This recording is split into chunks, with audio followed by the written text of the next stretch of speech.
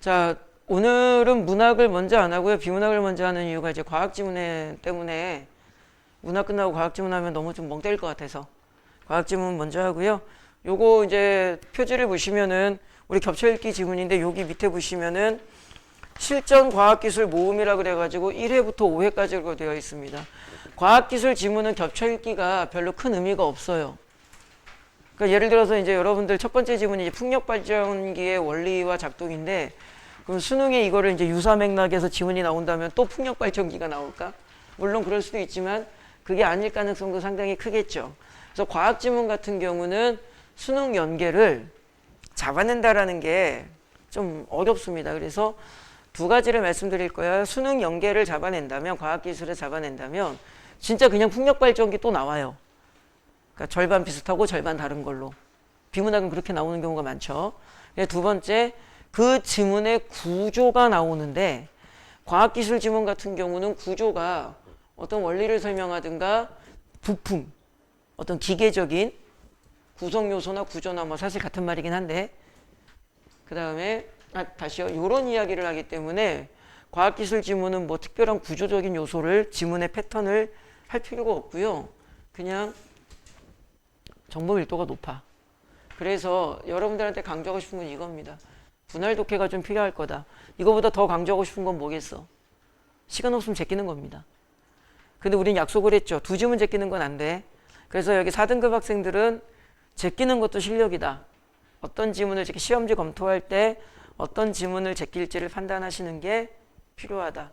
본인의 평소에 공부하면서 느끼져지는 개인적 난이도, 개인적으로 제일 힘들었던 파트. 근데 올해 수능에서 선생님이 두려운 것은 인문 철학은 뭐 거의 필수로 나온다고 보고요. 사회에서 경제가 나오고 과학기술은 거의 나오잖아. 과학기술, 그러니까 경제랑 과학기술이 동시에 나오는 수능의 지문 구성일 가능성이 꽤 높아요. 그건 좀 힘들죠. 그래서 사실 여러분들한테 4등급 학생들을 위해서 3등급 불안한 3등급 학생들을 위해서 선생님이 강의 구성을 한 게 요즘에 최근에 키워드 메모하는 연습을 시키는 거야. 메모만 하면은 경제보다는 과학기술이 훨씬 더 정답률이 좋아. 오늘 그거를 한번 체감을 해볼 거야. 그래서 분할 독해를 하라는 말은 메모하면서 정보의 밀도가 높기 때문에 지문 전체를 다 읽고 푸는 것보다는 한 중간 정도, 한 두 덩어리나 세 덩어리, 이게 보통 5문단이나 6문단 정도로 되어 있으니까 2문단 정도씩 좀 끊어주면서 문제를 그때그때 접근을 해주는 게 어떨까 싶고요. 보기문항의 고난도, 요거는 공감하시지? 어려우면 제끼는 거야. 알겠죠? 그리고 보기문항은요, 어느 영역이든 지문과의 정보 매칭이 되지 않는다. 내가 보기 정보를 읽는데 지문 정보가 함께 떠오르지 않는다. 그 문제 푸는 거 아니야. 안 됩니다. 그 시간에 선택 영역 실수하지 않도록 더 2, 3분 더 투자하는 게 낫겠지. 독서론 같은 거 틀리지 않도록 노력하는 게 더 낫겠죠. 그래서 예전에는 무슨 훈련 시켰냐면은 자 10분이 남았어. 이제 3등급 불안한 3등급과 4등급 학생들 10분이 남았어. 내가 쭉 풀었는데 보나마나 이 학생들 독서 지문 한 개 정도 못했을 거야. 10분, 한 5분, 뭐 8분, 7분, 5분 뭐 요런 정도 시간 남았을 때 이거 못했을 거야. 이때 OMR 카드는 마킹이 되었다는 조건 하에 한 7분, 6분 뭐 요런 느낌.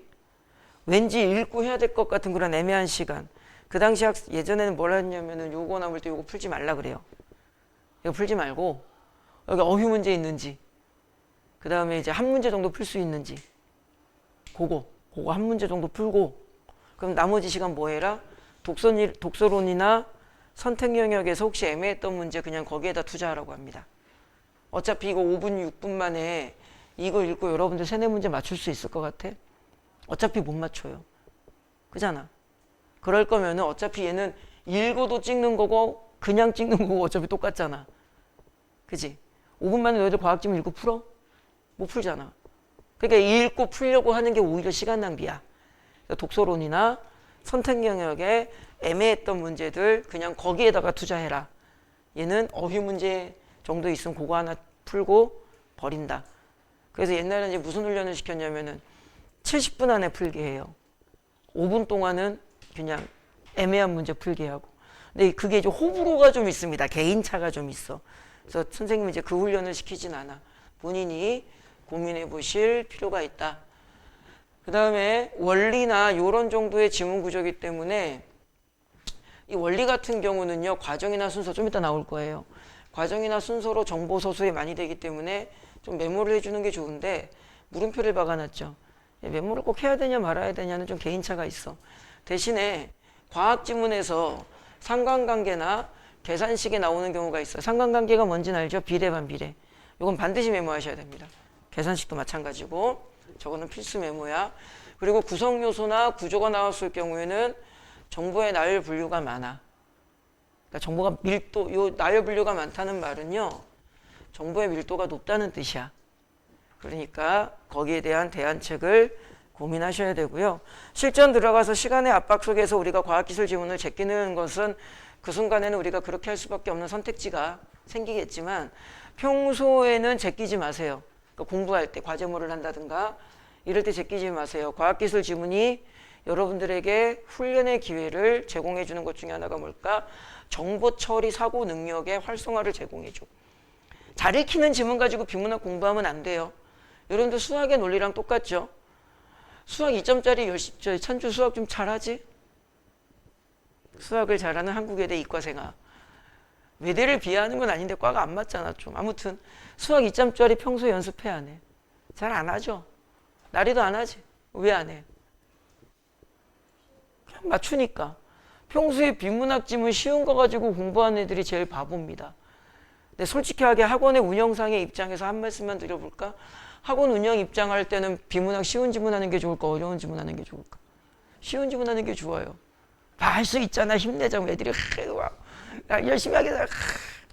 그 수능이 그 정도 수준이 안 나오는데. 비문학 쉬운 거 가지고 하시면 안 돼요. 무조건 어려운 거 가지고 하셔야 됩니다. 과학기술 지문은 그러기 때문에 4등급, 5등급 학생들에게도 평소에 공부할 때는 제끼면 안 돼. 알겠지? 자, 4페이지를 볼까요? 페이지 번호 밑에 나옵니다. 4페이지를 보시면은 이제 수능 완성 실전 1의 14번부터 17번 지문이고요. 아까도 말씀드렸듯이 요게 5개의 과학기술 지문이 있습니다. 수능 완성에 있는 지문 과학기술만 다 따낸 거야. 그래서 요거는 이제 겹쳐 읽기가 아니라 수능 완성 지문 연습을 할 거고요. 요거는 과제물 안 나가. 오늘 한 2지문 정도 할 거고 다음 시간에 또 지문할 거고 요건 과제물 안 나가. 야, 그 뭐 과제물 안 나간다니까 그렇게 좋아해. 내가 솔직히 여러분들한테 과제물을 그렇게 무지막지하게 안 내줘. 아, 니네 이거 안 가져가신 분 있죠? 나는 분명히 단톡방에 올렸어. 윤서는 망한 거야 이제. 주말을 국어와 함께 보내는 거지. 명준이 챙겨갔지? 찬주는 망한 거야. 우리 분명히 약속했어. 이거 월요일이나 화요일에 제출하는 거 알죠? 못하면 어떻게 하기로 했어, 우영아? 남아서 다 하고 가기로 했어. 그죠? 우린 과제물 이제 그렇게 하기로 약속했어. 오늘 태민이 남아가지고 이제 또 문학하고 가야 되고. 아, 몇 개 더 복사해 놨어. 자. 그래, 자. 그래. 죽는 거지, 이제. 자, 과학기술 지문 잠깐 선생님이 간단하게 틀만 잡아 드릴 거고요. 여러분들이 좀 먼저 읽어볼 겁니다. 과학기술은. 지문 설명도 해드릴 거예요. 자, 독해원리 안 적어도 되는 거. 민기야, 1문단에서 뭘 찾아라? 화제를 찾아라. 마인드를 딱 준비합시다. 풍력발전기는 풍력발전기 이야기하죠. 그럼 기술지문이고요. 기술지문 같은 경우는 그냥 그 작동 원리 나옵니다. 거의 기술지문은 3가지가 나온다고 보시면 돼요. 자, 과학지문도 마찬가지이긴 한데요. 기술지문의 정보는요. 1. 작동 원리. 2. 구성요소, 구조. 또는 구성요소. 3.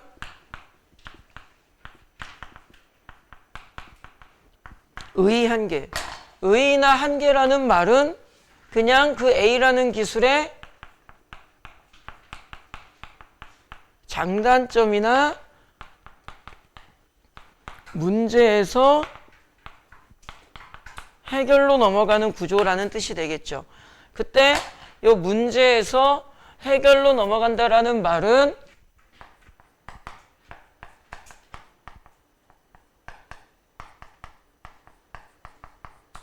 기술이 발전된다. 이렇게 기술이 발전된다 이 말은 이제 두 개의 기술을 비교형으로 선택지가 나오겠지. A라는 기술이 있었는데 이 기술이 좀 뭐가 좀 아쉬움이 있어. 그래서 이 기술을 B라는 기술로 발전을 시켰어. 그러면은 요렇게 두 개를 뭐 해주는? 비교해주는 선지가 나올 수 있겠죠. 그죠? A에서 B로 넘어가는 정보 비교가 나올 수 있다는 뜻이 되겠지. 그래서 기술 지문은요, 그 구조가 딱 정해져 있어요. 그냥 이런 식으로. 참고로 알아두시면 좋고요. 이 부분을 그렇게 강조하지 않는 이유가 이거 안다 그래가지고 지문이 그렇게 또 잘 읽히는 건 아닌데 마음의 준비는 할 수 있으니까. 자, 그러면 지문을 좀 다시 볼까요? 풍력 발전기는 바람 에너지를, 풍력이니까 바람 에너지겠죠? 풍력 발전기 어떻게 생겼는지 알잖아. 요렇게 해가지고 여기 프로펠러 같은 거 달려 있어서. 알죠 이거? 저기 강원도에 가면은 그 삼양목장이라고 가봤어? 그거 삼양 라면 주는데 거기 가면. 안 가봤어? 나중에 꼭 가보세요. 나리야 누구랑 가야 돼? 남자친구랑 가야지. 진짜 예뻐요. 진짜 예뻐. 진짜 무슨 네덜란드 무슨 덴마크 이런 데 온 기분이야. 그래서 딱 한 번 가보긴 했는데 우와 겨울에 갔거든요. 졸라 추워 이씨. 나는 너무 추울 때 가가지고 근데 예뻐. 너무 예쁜데 차에서 내리는데 진짜 푸쉬 바람이 불어가지고 한 뭐 30초만 다시 차에 타긴 했는데 진짜 꼭 가보세요. 재영아 누구랑 가야 돼? 부모님이랑. 저 새끼 갑자기 효도 관광을 하고 있어. 바람 에너지를 회전운동, 전기 에너지 너무나 쉽죠? 그 다음에 수평, 축형 뭐 이렇게 구분하는데 봐봐. 수평, 축형이라는 게 있고 수직인 것은 수직, 축형이라는 게 있대요. 그죠?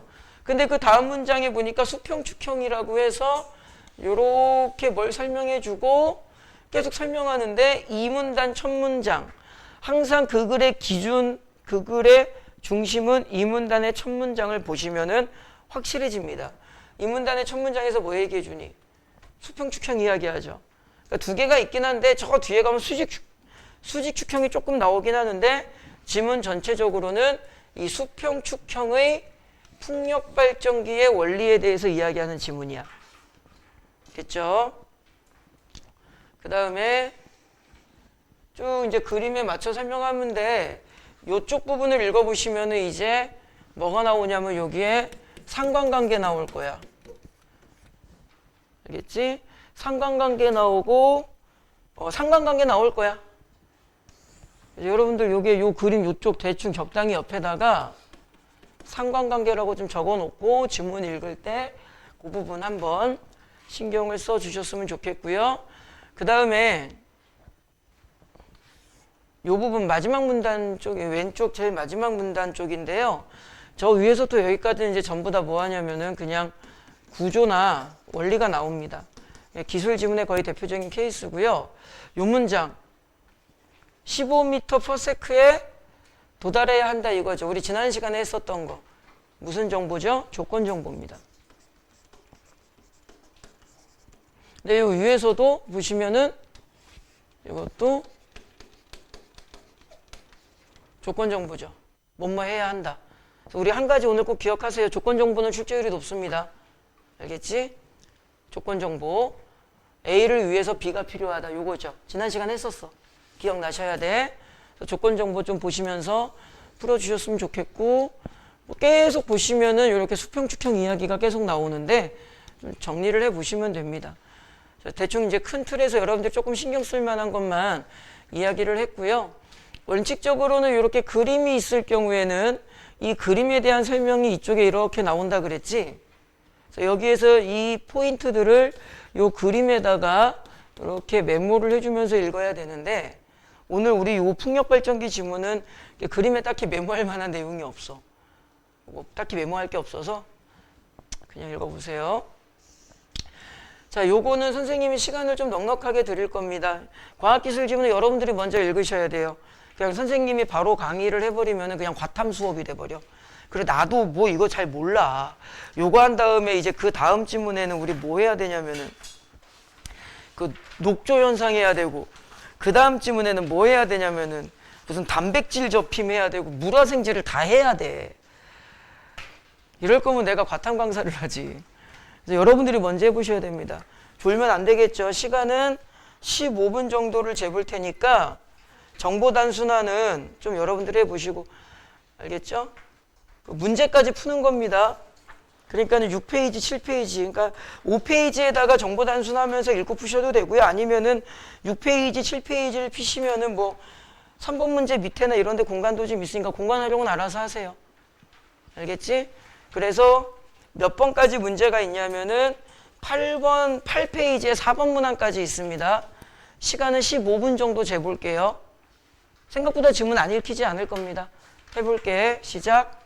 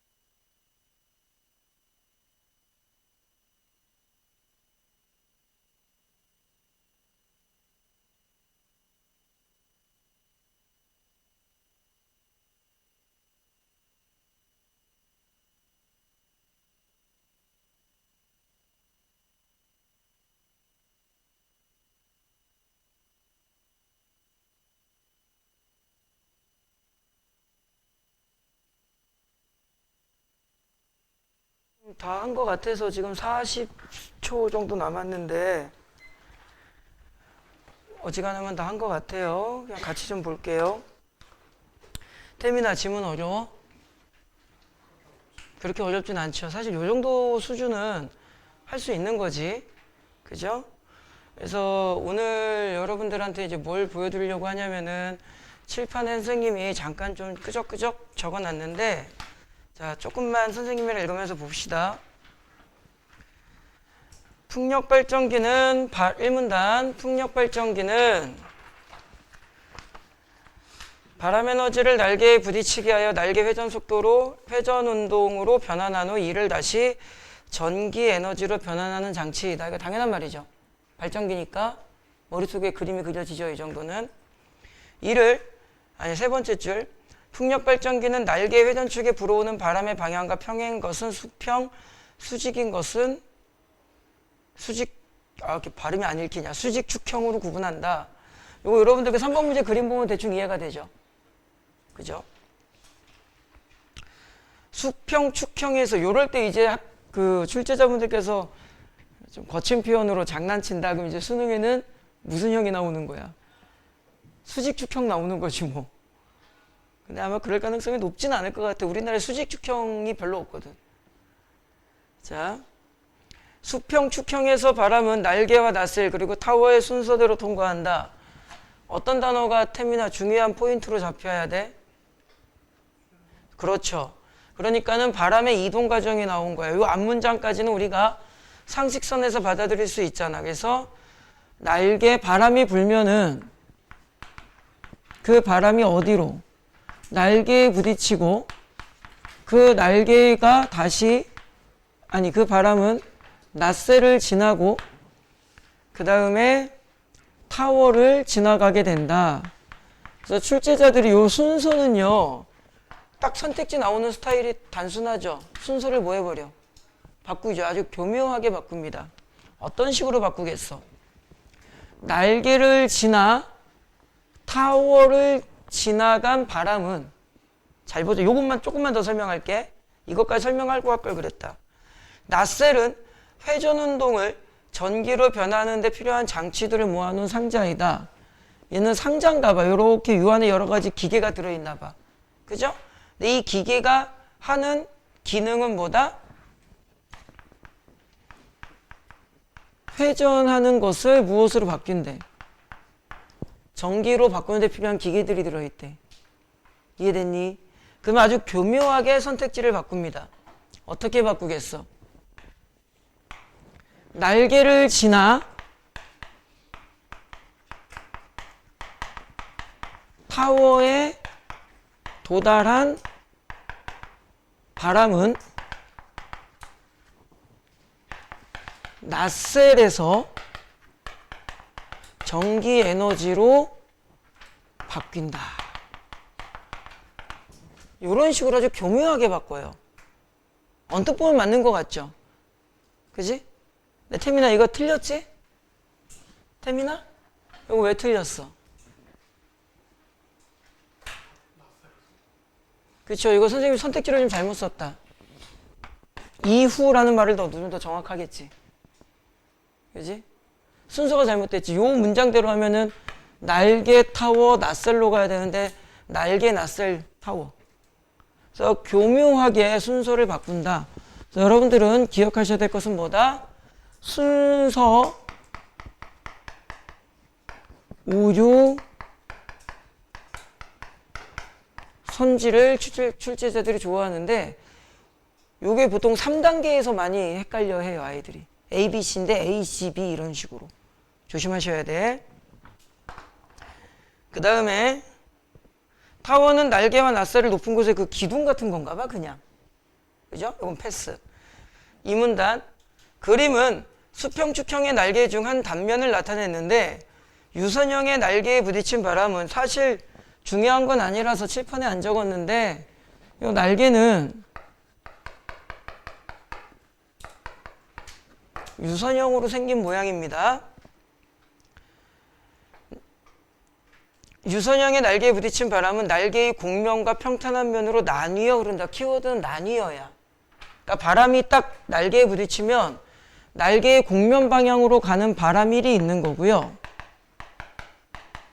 평탄면으로 가는 바람 2가 있는 거지. 바람이 나뉘는 거야. 그때 곡면을 따라 흐르는 바람은 평탄면을 따라 흐르는 바람보다, 해서 보다라는 말을 잘 보셔야 돼. 이거를 우리는 뭐라고 배워서 비교라고 배운 거야. 비교. 이 비교 중에서도 등, 부등의 비교는 출제자들이 좋아합니다. 그러니까 뭐뭐보다 이렇게 서술됐을 때 조금 집중도가 올라오는 평소의 습관을 가지셔야겠죠. 평탄한 면을 따라 흐르는 바람보다 속력이 빠르다. 속력은 이렇게 되네요. 그죠? 됐지? 그 다음에 그 결과 곡면 주변은 평탄한 면의 주변보다 압력이 낮아져. 이번엔 또 뭘 비교한 거야? 이거 두 개가 비교잖아. 이번에는 압력을 비교했죠. 이렇게 되죠. 그러면 보이지 않는 상관관계가 선택지에 나올 수 있어. 이거를 이렇게 놨을 때 숨겨진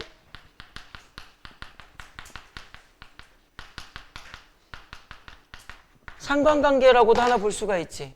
타이틀만 놓고 보면 되겠죠. 요거 두 개. 태민아, 무슨 관계? 속력과 압력은 반비례 관계라고 보면 되겠죠.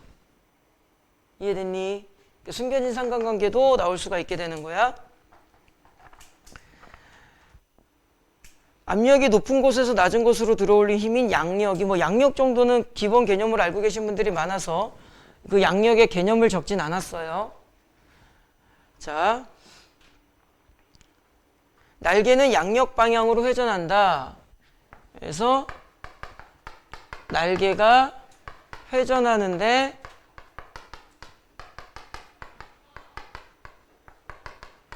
양력 방향으로 회전을 한대요. 이때 풍속이 증가하면 양력도 증가한다. 요거 비례관계. 사실 요거는 쉽죠. 바람 많이 불면 프로펠러, 그러니까 날개 더 많이 회전하겠지.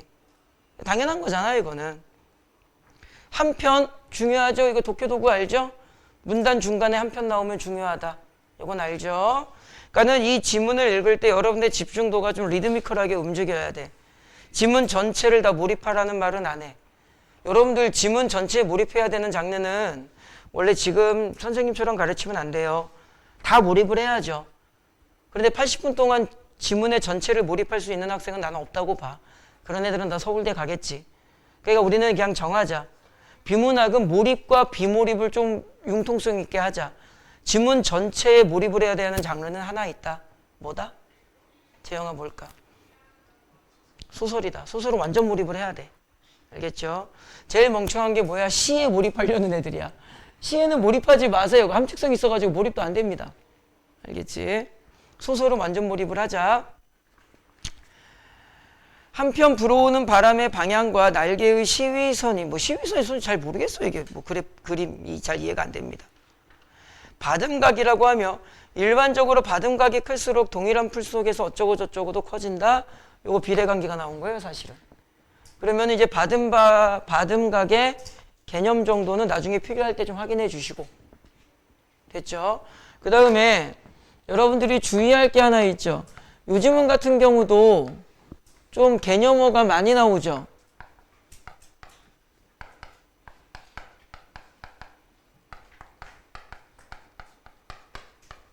개념어가 좀 많이 나오죠. 그럴 때 여러분들이 딱 느낌을 가지셔야 됩니다. 선지는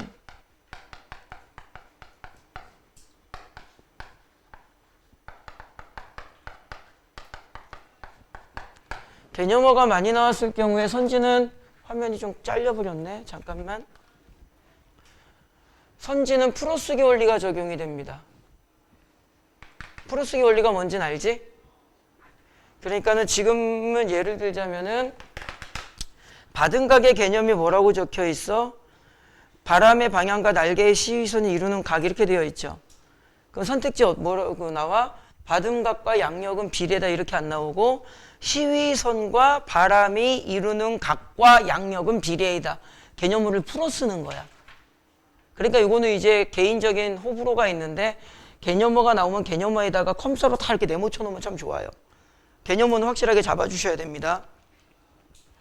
수평축의 날개에는 10도 이상의 바등각을 이루고 있어서 키워드는 10도가 되네요.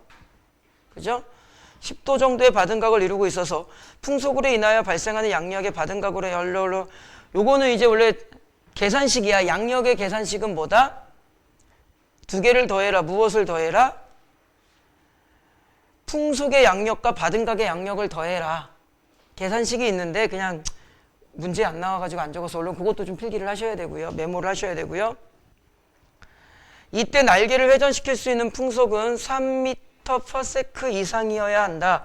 조건 정보죠. 최소 풍속이라는 거죠. 3m/s다. 이게 조건 정보가 어떻게 이용되는 거냐면요. 잠깐만 여러분들 4번 문제를 보시면 4번 문제 표를 보세요. T1에서는 이거 양력 발생해 안 해? 안 하죠. 이렇게 이용되는 거야. 그래서 우리는 지난 시간과 이번 시간을 통해서 기억하자.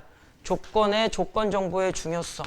그럼 보통 지문에 수능 지문에 조건 정보가 제시되는 구문 구조는 두 가지입니다. if 구조가 있고요. 뭐뭐 위해 A를 위해 B가 요구된다. 요 구조가 있어. 알겠지? 조건 정보 구조, if 구조는 뭔지 알죠? 만약 뭐뭐라면, 뭐뭐 한다면 if 구조 또는 A를 위해 B가 요구된다의 요 구조. 알겠니? 조건 정보는 중요한 정보다. 확인하시고요. 다시 지문을 좀 보면은 이제 왼쪽 제일 마지막 문단이죠. 낫셀 내부에는 이제 3문단에서 무슨 이야기를 하냐면은 여기에서 낫셀에 대한 구조, 요 부분에 대한 이야기를 해주는데, 그러니까 가만히 보니까 지금까지 읽은 요 2문단은 바람이 불어와서 날개에 대한 이야기를 한 거야. 그죠? 그 여기에 붙어 있는 키워드는 핵심어는 바등각이라든가 시위선이라든가 양력이라든가 이런 단어들이 사용된 거고, 1문단이 그래서 중요하다는 거야. 1문단에서 이걸 다 던졌잖아.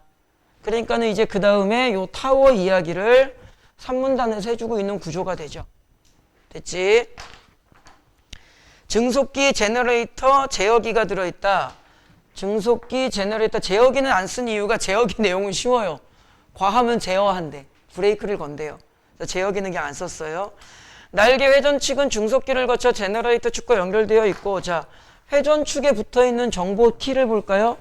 회전축은 무엇을 거쳐서 증속기를 거쳐서 제너레이터 축과 연결되어 있대. 회전축은 증속기를 거쳐서 제너레이터 축과 이렇게 연결되어 있대.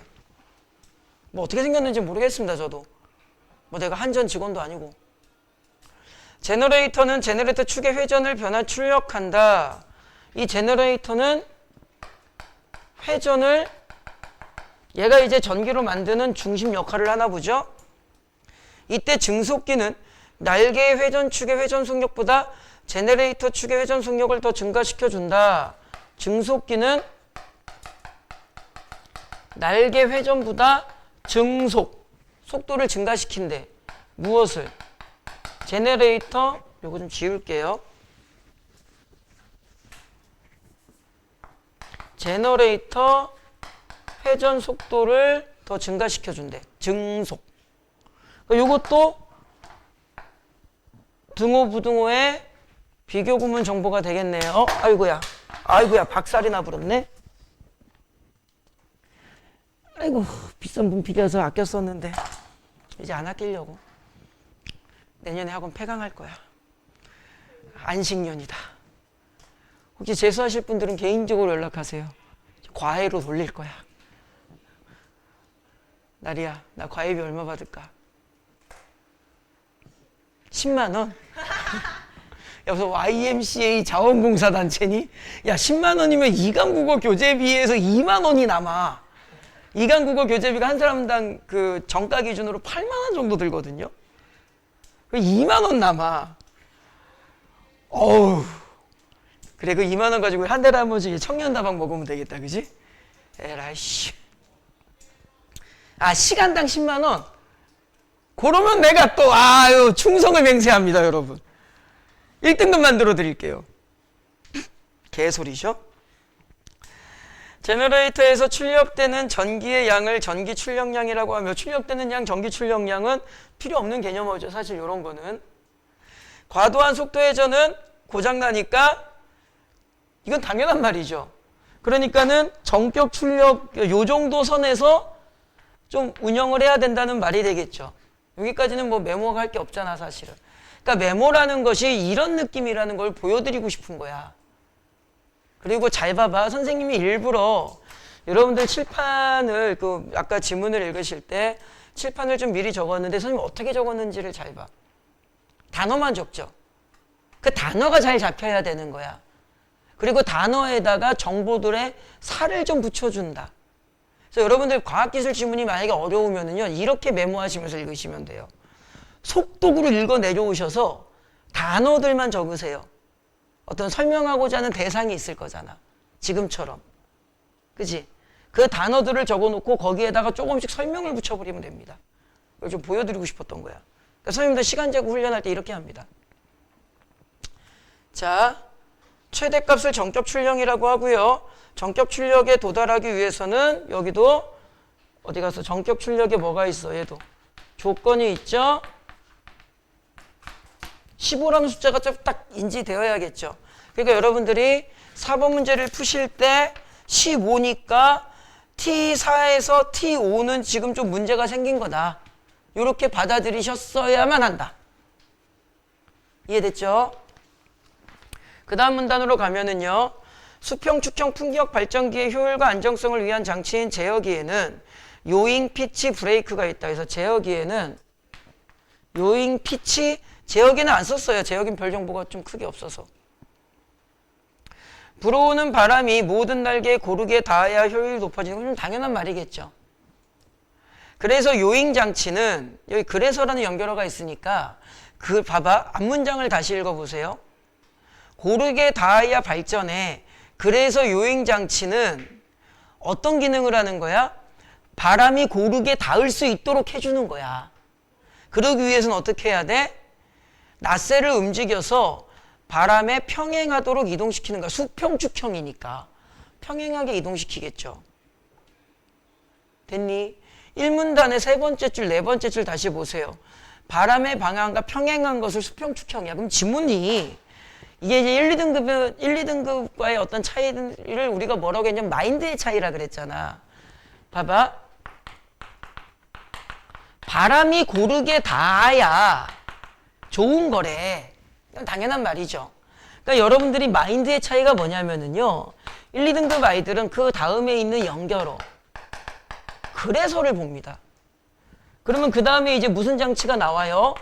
요잉 장치가 나오죠. 그 요잉 장치는 바람이 날개에 고르게 닿을 수 있도록 어떤 기능을 할 거야. 근데 우리가 지금 공부하고 있는 이 지문은 무슨 축형이야?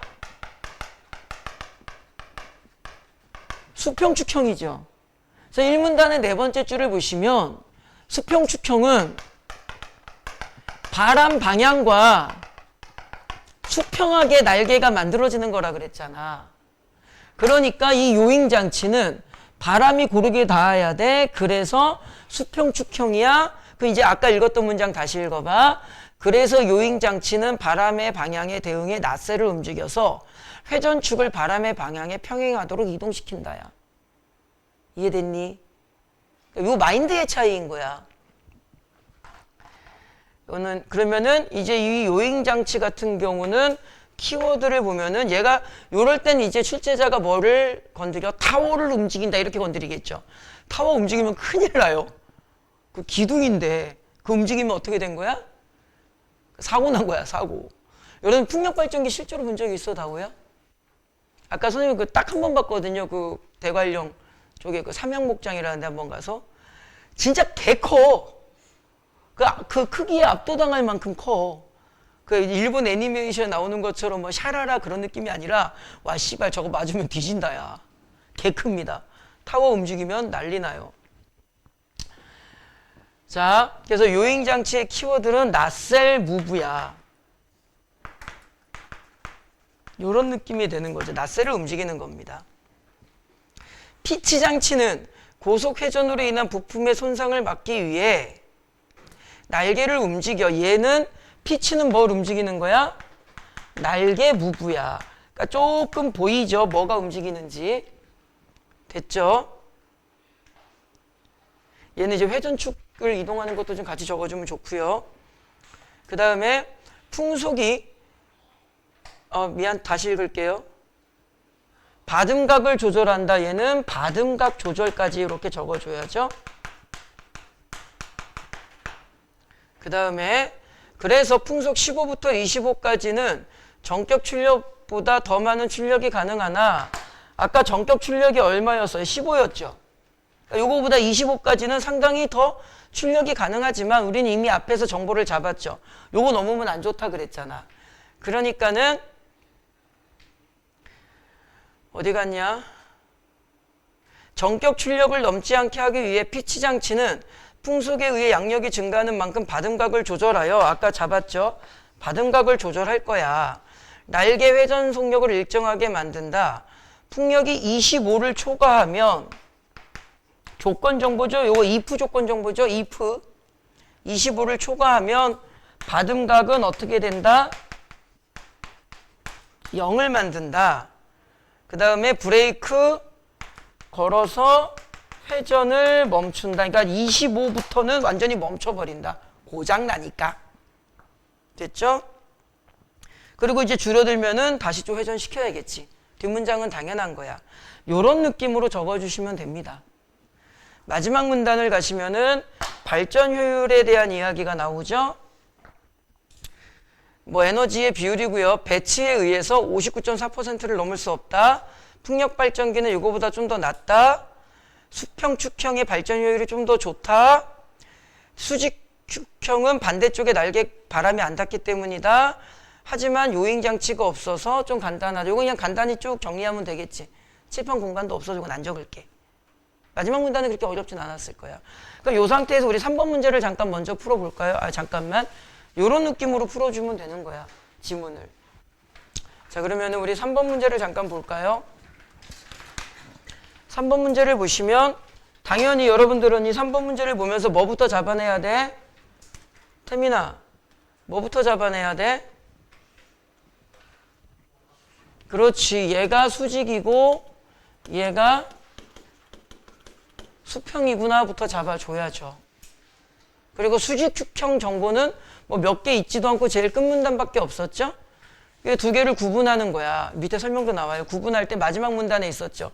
바람의 방향과 날개가 얼만큼 도냐 안 도냐, 회전축의 방향이 회전축의 바람이 얼만큼 닿냐 안 닿냐의 문제였죠. 그러니까는 요 1번 아니면 2번이라는 것까지는 설명할 필요가 없을 것 같아. 그죠? 그 다음에 누가 더 효율적이라 그랬어? 수평이 더 효율적이라 그랬죠. 수직은 장점이 뭐였어? 좀 단순한 구조다. 요잉 장치가 없다. 요런 거였잖아. 그러니까는 답 2번. 가가 수직이니까 가가 나보다 무엇은 출력량은 더 적겠죠. 출력량은 얘가 더 좋은 거였으니까. 설명 안 해도 되겠지? 어차피 이 지문 구조 자체가 수직 축형의 정보가 마지막 문단밖에 없었기 때문에 요거 바로 먼저 푸는 게 어땠을까 싶고요. 그 다음에 1번 문제를 가보십니다. 1번 문제를 보시면 우리 지난번에 요 문항의 유형을 좀 봤었죠. 낫셀 안에 들어있는 장치, 타워의 높이, 배츠가 연구한 내용, 날개의 단면은 어떤 형태, 전격 출력을 정해두는 이유, 이런 식으로 잡아서 푸는 거라 그랬지. 그러면은 이건 설명이 아유씨 타워 높이는 안 나왔잖아. 그죠? 얼만큼 높이 해야 되는지는 안 나왔잖아. 설명 안 해도 되겠지. 그 다음에 2번 문제 윗글을 이해한 내용으로 가장 적절한 것은 태민아 몇 번? 몇 번? 5번. 그렇죠. 달리 항상 이렇게 끊어놓으라 그랬죠 선생님이. 자, 사실 이번에 5번 선지는 상당히 좀 문제를 쉽게 내준 겁니다. 왜 그럴까? 지문 전체가 수평축형 지문이었고요. 수직축형과 관련된 정보는 거의 없었잖아. 그지? 그래서 5번 선지 요게 이제 뭐냐면은요. 요 놈입니다. 자, 키워드가 뭐야? 회전축을 이동시키는 거. 그게 아까 뭐였어? 로잉이었죠, 로잉. 로잉이 아니라 요잉 장치였죠. 요게 바로 방금 읽은 게 뭐야? 요 내용이 되는 거야. 개념어 풀어쓰기. 기억하세요. 수능의 원리입니다. 날개 회전축을 이동시키는 장치, 개념어 풀어쓰기, 요잉 장치였잖아. 마지막 문단에 나왔었지? 이 정도는 우리가 연습할 수 있다. 그 다음에 4번 문제를 볼게요. 빨리빨리 할게. 좀 생각보다 시간이 많이 가서. 태민아 4번에 몇 번? 3번. 그렇죠. 요거는 선생님 설명을 안 할 거야. 틀리신 분은 절대로 해설 보지 마시고요. 옆에다가 적으세요. 전격 출력이 얼마였죠? 요거였죠.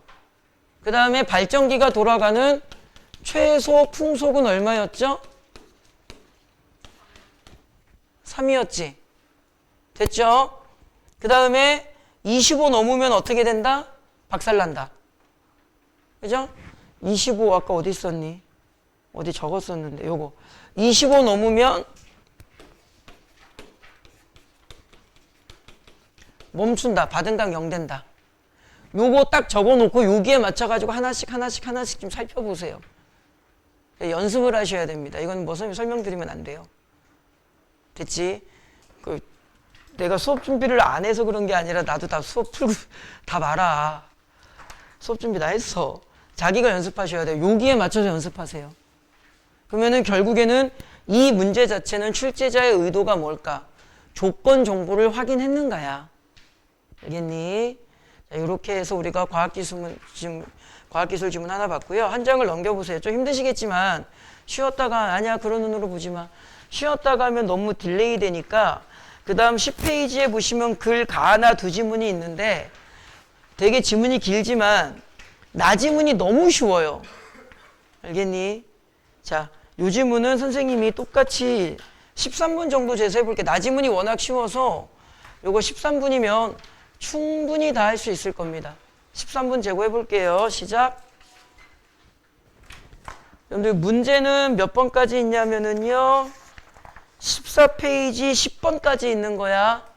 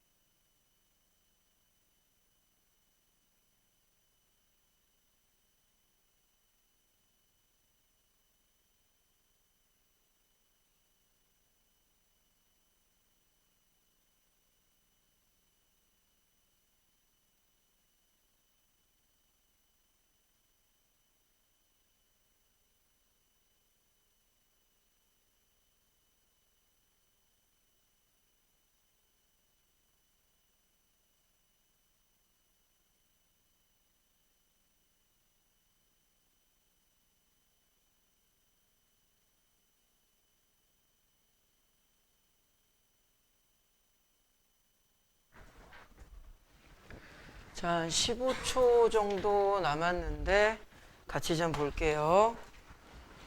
자, 여러분들 그 칠판을 잠깐 보시면 잘 봐봐. 1문단을 일단 읽는 거야.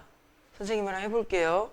그러니까 여러분들께서 실전에 들어갔을 때 조금이라도 시간을 줄이고 과학기술 지문이 좀 부담되죠.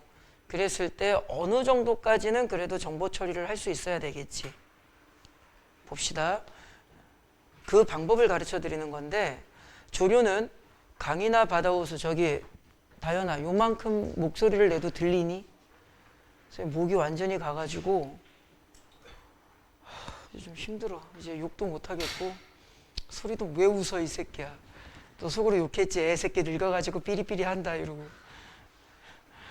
이게 선생님이 토요일 수업이 이제 옛날만 늙어서 우와 이렇게 수업하니까 뒷타임이 한 6시가 넘어가면은 이 안에서 나와의 싸움을 시작하더라고. 그래서 좀 에너지를 좀 아끼려고 좀 조그맣게 할게. 조류는 강이나 바다, 호수, 연못과 같은 물속에서 사는 작은 생물, 뭐 그렇게 큰 의미는 없을 것 같아요. 엽록소를 가지고 있어서 햇빛과 이산화탄소를 이용해 산소와 유기물을 만들어내는 광합성 작용을 한다. 자, 문장을 보세요. 조류는 간단하게 하면은 그냥 작은 생물이라는 거죠. 이건 넘어갑시다. 설마 선택지에 나오겠니? 조류는 큽니까 작습니까? 이러고 그런 건 안 나올 거 아니야. 넘어가고 여기에 붙어있는 키워드가 뭐야? 엽록소를 가지고 있대요. 그래서 햇빛과 이산화탄소를 이용해 산소와 유기물을 만들어내는 뭐 A하는 B죠. 그러니까 얘가 일단 핵심어가 되는 거야. 이해됐지? 그러니까 엽록소 때문에 만들어지는 게 뭐다? 무슨 작용이다? 광합성 작용이다. 요거는 이제 중학교 때 초등학교 때 배우잖아. 엽록소 광합성. 광합성이 뭔지 모르는 학생은 없을 거라고 봅니다. 그럼 이제 구조는 이렇게 잡는 거죠. 엽록소를 통해서 광합성을 한다. 단순화를 시키라는 게 이런 거야. 그래서 그렇다면 이 광합성이 뭐냐? 햇빛과 이산화탄소를 이용해서 산소와 뭐야 이게 유기물을 만드는 것이다. 뭐 이과생들 이건 꼭 이과 문과의 문제는 아닌 것 같은데 이건 아는 거잖아. 자신이 없지 내가. 알죠 찬주야 우리 이과 외대. 너 나랑 꼭 상담해. 진짜로 농담이 아니라 나랑 꼭 상담해. 인생에 대해서 우리가 고민 좀 해보자. 솔직히 개인적인 견해인데 좀 말리고 싶어서 그래. 솔직히 말하면. 여러분들 대학은요. 나리야. 대학은 합격의 문제일까 만족도의 문제일까? 근데 이거 정말 중요한 얘기야. 만족도의 문제예요. 왜 그럴까? 저출산이라서 그래요. 선생님 대학교 때 선생님이 94학번인데 와 93년도에 수능을 봤거든요. 2000년대 초반까지만 해도요. 대학은 합격의 문제였습니다. 그렇기 때문에 그 당시에는요. 이 학생이 4년제인가 4년제를 가나 전문대를 가나부터 대학이 출발을 했던 거야. 그 다음에 4년제를 가서 지방이냐 지거국이냐 수도권이냐 인서울이냐를 따진 거예요. 그러니까는 좀 포괄적인 메시지로 이야기를 한다면 4년제만 나와도 취업이 다 됐습니다. 선생님 친구들 백수 한 명도 없어요. 다 취업했어요. 다. 대기업도 들어간 애들 많고요. 90년도 초반까지만 해도요. 대기업의 월급을 100이라고 놓고 본다면 중견기업 정도, 그러니까 아주 중소는 아니고요. 중견기업의 월급이 한 88 정도 됐고요. 중소기업이 한 75, 80 정도가 됐으니까 취업이 잘 됐어요. 지금은 이제 대기업과 중소기업의 임금 격차가 크죠. 근데 아까 이야기로 돌아가면 지금은 합격의 문제가 아닙니다. 정말 중요한 얘기예요. 대학은 만족도의 문제입니다. 이게 의미하는 게 뭘까? 몇 년 전에 집이 되게 잘 사는 친구였습니다. 자기는 아무 4년제나 가면 된대요. 무슨 말이니? 그랬더만 독일이나 벨기에로 자기는 유학을 갈 거다. 부모님이랑 이야기가 다 됐다. 근데 유학을 가기 위해서는 그 자기가 알아본 슈투트가르트 대학인가?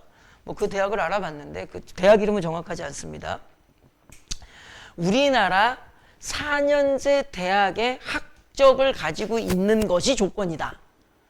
그러니까 자기는 대한민국에 아무 4년제나 걸어놓고 유학을 갈 거다. 이렇게 되어 있는 상태였어. 그러니까 내가 얘한테 그럼 너 4년제만 가면 돼? 예. 그래서 내가 만약에 너 4년제를 못 가면 네가 이 학원에서 낸 수강료에 뒤에 동그라미를 하나 더 붙여서 내가 다 돌려줄게. 대신에 모든 원서의 결정권을 나에게 달라. 그러니까 부모님이 그 다음날 오셨어. 근데 나는 아이씨 좋댔다. 이거 부모님 태클 걸면 어떡하지? 그랬는데 부모님이 바카스를 정확하게 말하면 비타 500을 딱 사들고 오셔서 딱 한 말씀만 하고 가셨어. 무조건 4년제입니다. 가능합니까? 가능합니다. 제가 똑같이 말씀드려서 만약에 제가 원서를 썼는데 이 학생이 4년제를 한 군데도 못 가면 수강료 제가 10배를 돌려드리겠습니다. 아버님께서 감사합니다 이러고 가셨어. 그러니까 상담이 한 3분에서 5분 정도 걸렸죠. 인트로 한 3분 하고 실제 상담은 1분 정도 한 것 같아요. 가셨어 그냥. 바카스 먹고. 4년제 붙었을까 안 붙었을까. 무조건 붙여드립니다 제가. 진짜 여러분들도 똑같아요. 나는 4년제가 목표다. 붙여드린다니까. 진짜로. 대학은 만족도의 문제예요. 고민을 많이 하셔야 됩니다. 잘 생각하셔야 돼요. 지금은 합격이 더 중요하게 받아들여지죠. 내가 그 말씀 드렸죠. 내년 4월에 벚꽃이 핍니다. 그 벚꽃나무 아래에 서 있는 나의 삶을 생각해 보세요. 그거 고민해 보셔야 됩니다. 진짜로. 자, 요 정도까지는 올 수 있죠. 그 다음에 조류는 생태계 먹이 그물에서 1차 소비의 먹이가 되는 생산자로서 에너지, 지금 키워드는 뭐다? 소비자의 먹이가 되는 생산자로서 에너지를 공급한다. 그러니까는 얘들이 있어야 뭐 이제 그 다음 일어나나 보죠. 그 다음에 두 번째 문단을 보시면 조류 중, 요 중이라는 글자가 뭐야? 이제 타겟 정보를 내겠다는 거죠. 남조류가 있고요. 다른 조류와는 차이점이 있어서 남세균이라고 불리는데 박스가 쳐져 있다. 그러면 이 놈에 대한 특징 정보는 어떻게 가져야 돼요? 여러분들이 조금 디테일하게 가주셔야겠죠. 그럼 여러분들은 이 문단까지 요 디테일하게 정보를 요럴 때는 메모 안 하셔도 됩니다. 왜 메모를 안 해도 될까? 오히려 안 해도 돼요. 왜 안 해도 될까? 이 문단 디테일하게 잘 읽은 다음에 뭐 할 거야? 바로 문제 풀어버릴 거야. 그럼 몇 번 문제를 풀면 되겠어? 7번 문제를 풀면 되겠죠. 이 문단 읽고 7번 문제 풀고 선택지에 혼선이 오면 다시 지문 읽고 시간 투자가 걸리더라도 2번 문단에서 넘버 7번의 문항을 완전히 정리하고 넘어갈 거니까 이럴 때는 메모하지 마세요. 밑줄 긋고 키워드 잡고 7번에 그냥 맞추는 거야 계속. 물론 물리적인 시간이 걸리겠지만 그렇게 하셔야 돼. 이해됐니? 요거는 이제 선생님 안 읽을 거야. 답만 맞출 겁니다. 태민아 7번에 몇 번? 3번. 에? 그렇죠? 7번 답은 몇 번? 3번. 근데 이제 잘 보세요. 3번에 해당하는 선지가 어디 나오냐면 그 다음 문단에 나와요. 3번 문단 밑에서 4, 5번째 줄에 생존에 좋은 환경이 되면 다시 포자가 발화해요. 그러니까 자기가 에너지, 영양분을 가지고 있다가 발화하는 게 아니라 생존에 필요한 환경이 되면 그 환경으로부터 에너지를 가지고 들어오는 거지. 그지? 그러니까는 여기서 욕심만 부리지 마라. 조금 답이 안 나오더라도 좀 더 읽어주는 센스가 있어야 돼. 이해됐니? 그래서 요건 이제 여러분들이 잘 해 주시기를 바라고요. 그 다음에 3번 문단의 첫 번째 문장을 보시면 오래전부터 잠깐만 이거 깜빡 잊고 넘어갈 뻔했다. 2번 문단 잠깐만 볼게요. 2번 문단을 잠깐만 보시면 잘 봐. 선생님이 여러분들한테 끊어읽기를 말씀드리는 이유가 좀 나올 겁니다.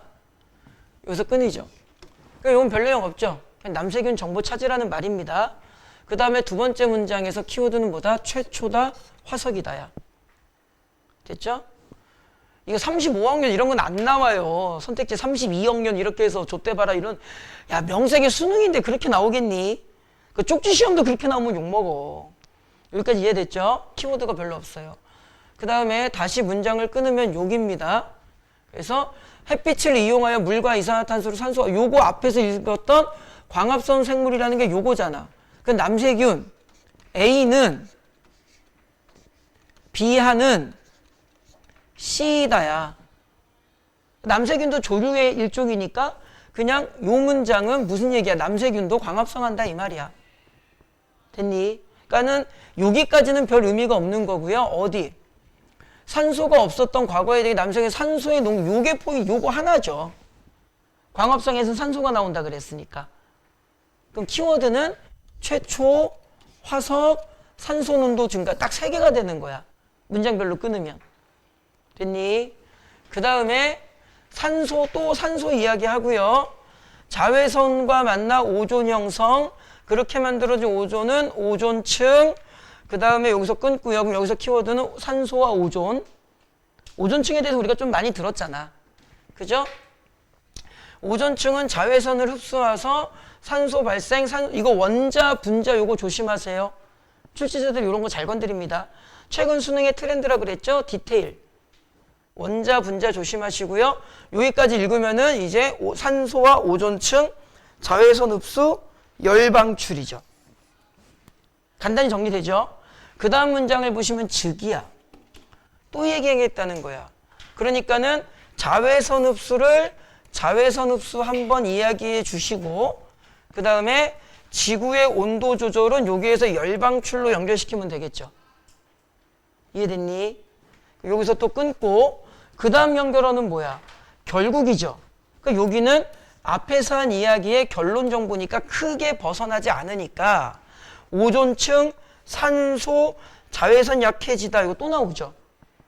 그러니까는 거의 같은 정보가 반복되고 있는 거야. 몇 개의 키워드밖에 없는 거라고요. 그러니까 여러분들이 이런 느낌으로 잡아주셔야지 좀 지혜롭게 접근을 할 수가 있어야 된다 이 말이겠지. 이해됐니? 그래서 이렇게 좀 정리하시고 그 다음에 다시 이쪽으로 오시면 이제 그 3번 문단을 이제 조금만 더 보면은 환경 변화에 적응한다고 되어 있고 네 번째 줄에 보시면은 여기에 이제 질소에 대한 이야기 나오고요. 생존에 불리한 환경에서는 포자 형성 어쩌고 저쩌고 나오죠. 그 다음 문단에서는 독소 물질이 좀 나온다 그래서 마이크로 시스템 같은 키워드들이 나오지. 그럼 잘 봐봐. 어떻게 읽는 거냐면은요. 과학 지문이 어려우시면 이게 잘 되는 지문이 있고 안 되는 지문이 있겠죠. 각 문단에 어디만 먼저 따버리는 거야. 첫 문장만 따는 거야. 우리가 연습을 했었죠. 첫 문장이 중요하다. 첫 문장만 따서 핵심 키를 잡은 다음에 요 앞타임에서도 비슷한 말씀을 드렸는데 거기에 연결되는 정보들의 속성 키워드들을 좀 나열해 주면 돼. 이해됐니? 이거 연습을 해보세요. 그러면은 과학 지문이 생각보다 어렵진 않다. 자, 그 다음 지문 나도 마찬가지인데요. 녹조현상 이야기 나오죠. 1문단의 마지막 문장 보시면은요. 이 녹조현상에서 영향을 미치는 것이 영양물질, 수온, 일사량, 물의 흐름이야. 그러니까 이 문단의 첫 문장이 긴데 세 번째 줄을 보면 영양물질 나오죠.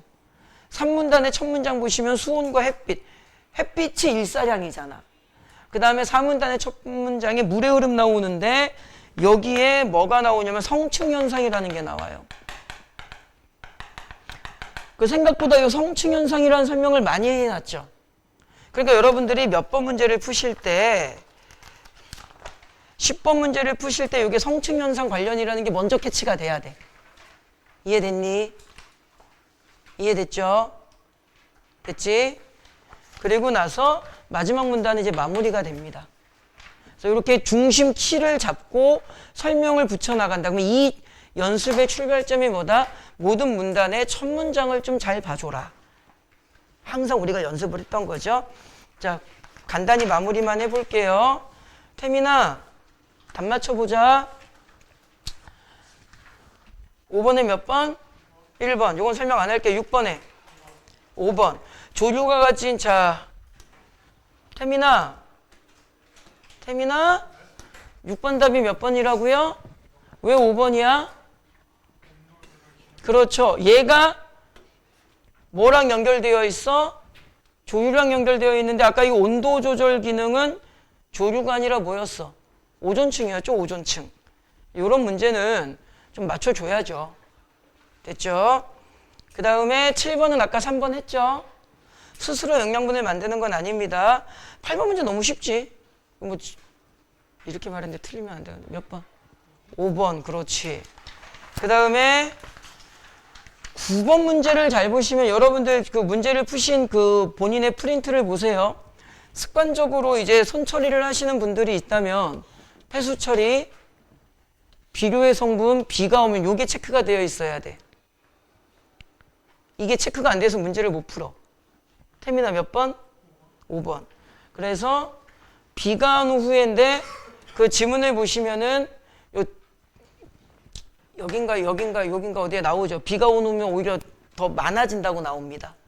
그러니까는 여러분들이 이미 폐수 처리, 비가 오면 비료 성분 딱 요거 3개 읽으면서 지문이랑 매칭이 되어 있었어야 돼. 이거 틀리신 분은 요거 체크하셔서 해설 보지 마시고 요거 체크하셔서 요것과 관련된 지문 매칭 시키세요.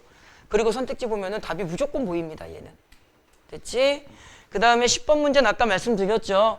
요거 읽으면서 성취현상이 좀 보이셔야 돼요. 그러니까 센스가 있는 아이들은 쭉 순서대로 푸셨을 거 아니야. 9번까지 문제 풀었는데 성취현상이 전혀 안 나왔죠. 그러면 내가 머릿속에 정보의 키워드들, 요런 키워드들을 가지고 있을 때 어지나가나면 써먹었는데 성취현상을 안 써먹었다는 것을 감각적으로 인지하는 아이들이 있어.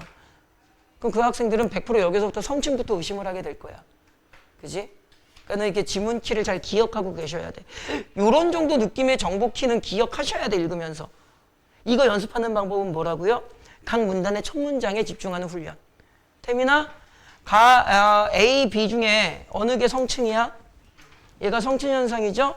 그래서 여러분들 이제 지문을 읽으시면 성층현상은 밀도가 낮고 따뜻하면 위로 올라가고 뭐 차갑고 밀도가 높으면 내려가고 올라가고 나와요. 따뜻한 물 내려가고 어쩌고저쩌고 나옵니다. 따뜻한 물 올라가는 건가? 헷갈려. 아무튼 지문에 나와요. 그거 잘 키워드 따가지고 푸시면은 태민아 몇 번? 3번. 문제 풀이는 좀 간단히 했습니다. 이게 지문 독해 방향을 연습해야 되기 때문에. 틀리신 분들은 이제 해설 참고하시면 되는데 선생님이 해설 보지 말라고 하는 문제는 절대로 해설 보시면 안 돼요. 그럼 공부가 안 됩니다. 알겠지? 자, 요거 뒤에 지문 3개가 남았는데 요건 과제물 아니에요. 부탁이 아니라 명령이야. 월요일이나 화요일날 올 때 이거 놓고 오면은 내 쫓아버릴 거야. 가지고 오세요. 제발 좀. 알겠지? 잠깐 쉬었다가 문학을 합니다.